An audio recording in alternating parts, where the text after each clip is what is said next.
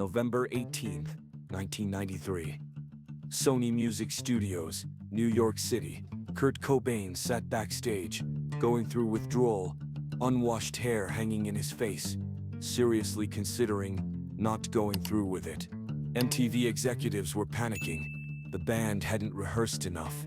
Dave Grohl thought they were about to witness a disaster, and Kurt had just told his manager he might not perform at all.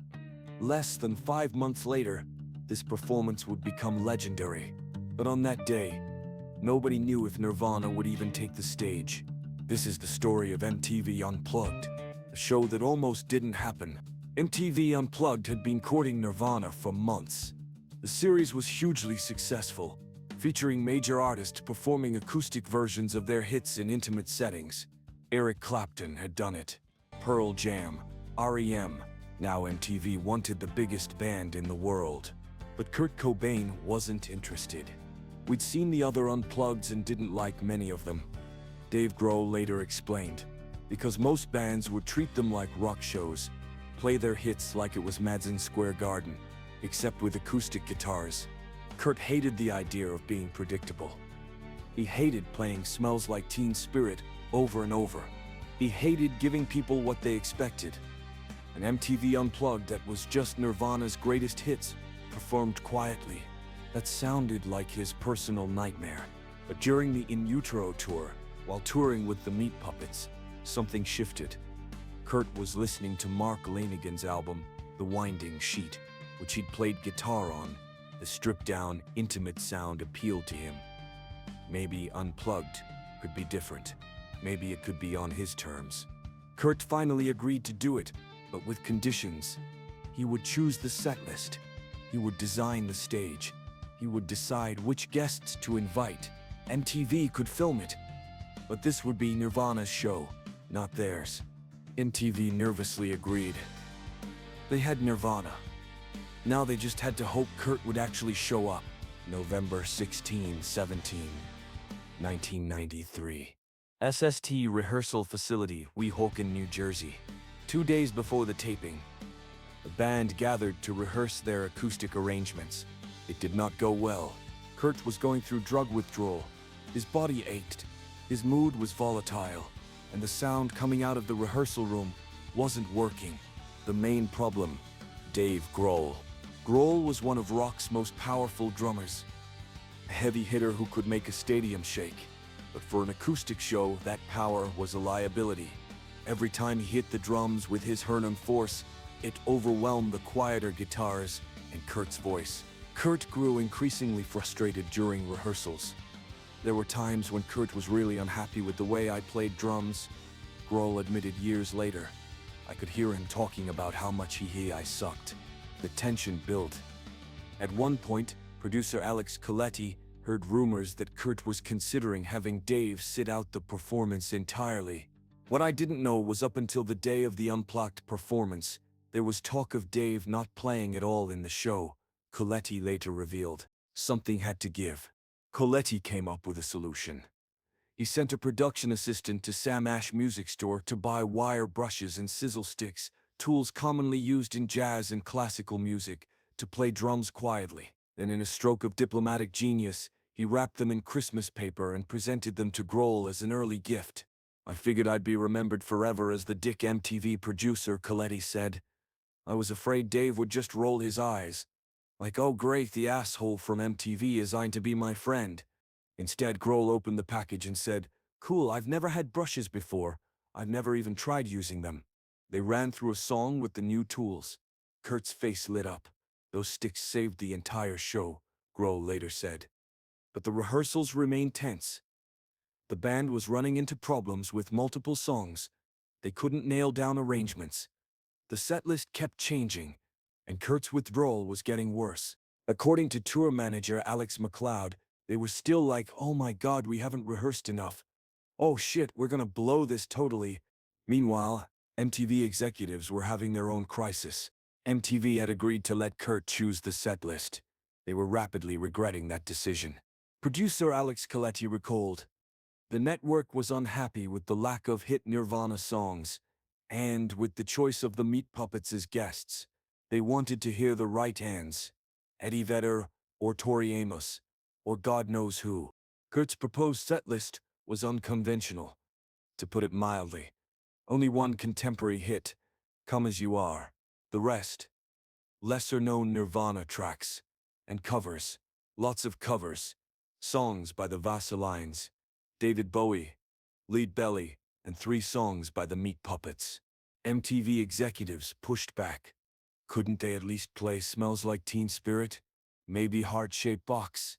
Something people would recognize? Kurt refused. This wasn't going to be a greatest hits showcase. This was going to be different. There was this whole subtext of try to get Kurt to do more hit songs, Coletti explained. The pressure continued right up until showtime. But Kurt held firm. The set list would be his way or no way. Then there was the stage design. When Coletti showed Kurt preliminary sketches for the set, Kurt's response was immediate. More flowers, more candles. Specifically, he wanted stargazer lilies and black candles. He wanted it to look, as Charles R. Cross later wrote in his Nirvana biography, like a funeral. I don't want to read too much into it, Coletti said years later, but that memory sure spooked me out a couple of months later. The day before filming, November 17, Kurt reached his breaking point. He refused to play. He wasn't going to do it. Everyone panicked. MTV had promoted this. The audience was coming. The cameras were booked. And their star was backing out. Somehow, through a combination of persuasion, patience, and probably desperation, Kurt's managers convinced him to show up the next day. But nobody knew if he actually would. November 18, 1993. Late afternoon. Sony Music Studios, New York City. Kurt Cobain walked into the studio for sound check. He hadn't washed his hair in over a week. He was suffering from withdrawal. One observer noted, there was no joking, no smiles, no fun coming from him. Everyone was more than a little worried about his performance. During sound check, Kurt sat in an office chair he'd stolen from the control room, nervously swinging from side to side. I thought it looked so shitty on camera, Coletti later recalled. But classic Kurt, who cares what it looks like? I want to be comfortable. There was still the matter of Kurt's guitar setup. For a show called Unplugged, Kurt was being decidedly plugged in. He insisted on running his acoustic guitar, a rare Martin D18E, with electric pickups, through his trusted Fender Intim reverb amplifier and his full array of effects pedals. MTV was horrified. The whole premise of Unplugged was acoustic instruments. How could they have amplification and effects? I guess it was Ernie Bailey, the guitar tech, saying, look, he really wants his Fender amp on stage. Coletti remembered. And I was like, dude, it's Unplugged. But Kurt was adamant. The amp was his security blanket. He needed to hear his guitar the way he was used to hearing it. Coletti found a compromise. Maybe I shouldn't give this secret away, he later confessed. But I built a fake box out in front of the amp to make it look like a monitor wedge. Problem solved. MTV could pretend it was unplugged. Kurt could have his amp. Everyone could move forward. After sound check, the band went upstairs for a 2-hour dinner break. Over the meal, the set list came up again. MTV made one last push for more hits. Kurt didn't budge. The show would be what he wanted it to be. Take it or leave it. As showtime approached, the studio filled with audience members. Kate Moss was there. Members of Sonic Youth, music journalists, industry executives, regular fans. About 100 people total, seated on blitters arranged around the small stage. The lights dimmed. The candles flickered. The stargazer lilies stood in vases around the set. And Kurt Cobain, Dave Grohl, Chris Novoselic, and Pat Smear took their positions. Cellist, Laurie Goldston, who had been touring with them, joined for certain songs. The cameras started rolling. Unlike most MTV Unplugged episodes, which involved multiple takes and retakes, Nirvana played their entire 14-song set in one continuous take. According to Coletti, only 3 shows in Unplugged history had been performed straight through with no stops: Nirvana, Live, and Crosby, Stills, and Nash. The performance opened with About a Girl from their debut album Bleach. Kurt's voice was soft but clear. The acoustic arrangement revealed the song's melodic beauty in a way the electric version never had. They moved through lesser-known tracks. Come As You Are was there, but stripped down, barely recognizable from the radio version. The songs from In Utero, All Apologies, Dumb Pennyroyal Tea, took on new emotional weight in this intimate setting. Before Pennyroyal Tea, something unplanned happened. Kurt paused and said, "Okay, but here's another one I could screw up." Then he turned to Dave and asked, "Am I gonna do this by myself?" Grohl, looking slightly frustrated, responded, "Do it by yourself." And Kurt did. Just him and his guitar, performing one of his most personal songs alone on that candlelit stage. That song meant a lot to him, director Beth McCarthy Miller later explained. It was very personal, and I think he wanted it to feel simple and raw and just him singing his heart out. Any of the other instruments were getting in the way of the emotion of the song for him. Then came the meat puppets portion. Chris and Kurt Kirkwood joined Nirvana on stage, and Kurt nervously swung in his stolen office chair as they performed Plateau, Oh Me, and Lake of Fire. Kurt purposely wanted the Meat Puppets songs to be a struggle for him vocally, Coletti observed. So instead of finding a key he could sing them in comfortably, he chose to strain. The performance of David Bowie's The Man Who Sold the World was controversial. You could clearly hear the electric effects on Kurt's guitar. "I actually fought pretty hard to leave that song out," Coletti admitted, "because I felt it wasn't as genuine as the rest of the songs. But I'm a huge Bowie fan, so I couldn't fight too hard against the song." As the set progressed, something remarkable happened. The nervous energy that had characterized the rehearsals transformed into focused intensity. Kurt wasn't just performing, he was revealing something. The stripped-down arrangements laid bare the emotional core of each song. Before the final number, Kurt spoke into the microphone. "This is a song by my favorite performer." He was talking about Lead Belly. They launched into Where Did You Sleep Last Night? Kurt's voice was raw, vulnerable, pushing to its limits. The song built in intensity. And then, on the final note, something happened that would be talked about for decades. Neil Young would later describe that final note as unearthly, like a werewolf. Unbelievable. MTV producer Amy Finnerty was watching from backstage. "When you saw the sight of his face before the last note," she said in an interview, "it was almost as if it was the last rest of life in him." The song ended. The audience erupted in applause. Kurt set down his guitar and walked off stage. Coletti rushed over. MTV wanted an encore. Just one more song. The cameras were still rolling. "I really tried to get him to do an encore," Coletti recalled. "I had Dave, Chris, and Pat ready to do it, but Kurt just wasn't into it." The pleading went on for about 5 minutes.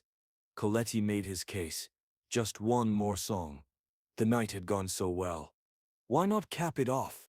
Finally, Kurt said, "I can't top that last song." And when he said that, Coletti backed off, because he knew Kurt was right. The Nirvana MTV Unplugged episode aired on December 16, 1993. It ran 45 minutes and omitted 2 songs, Something in the Way and Oh Me. The response was immediate and overwhelming. This wasn't just another Unplugged. This was something different, something special. After the taping, Kurt came into the control room to watch some of the playback. He walked right in, grabbed some beers, Coletti remembered. It was actually kinda cute. Dave Grohl, who had thought they were about to witness a disaster, was stunned by how well it had gone. "It became one of the band's most memorable performances," he said, even though it was supposed to be a disaster.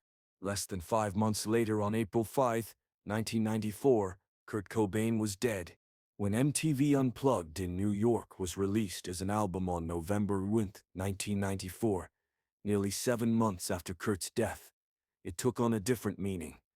The funeral Kurt had insisted on, the covers that referenced death, the raw vulnerability in his voice, people couldn't help but read it as a farewell. But Alex Coletti has always pushed back against that interpretation.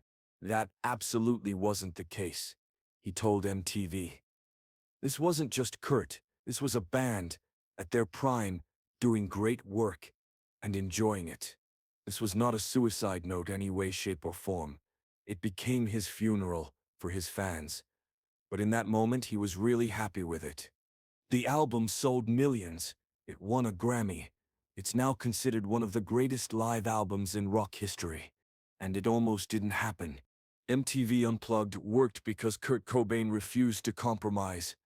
He fought for his vision even when everyone, MTV executives, managers, even his own bandmates at times, wanted something different.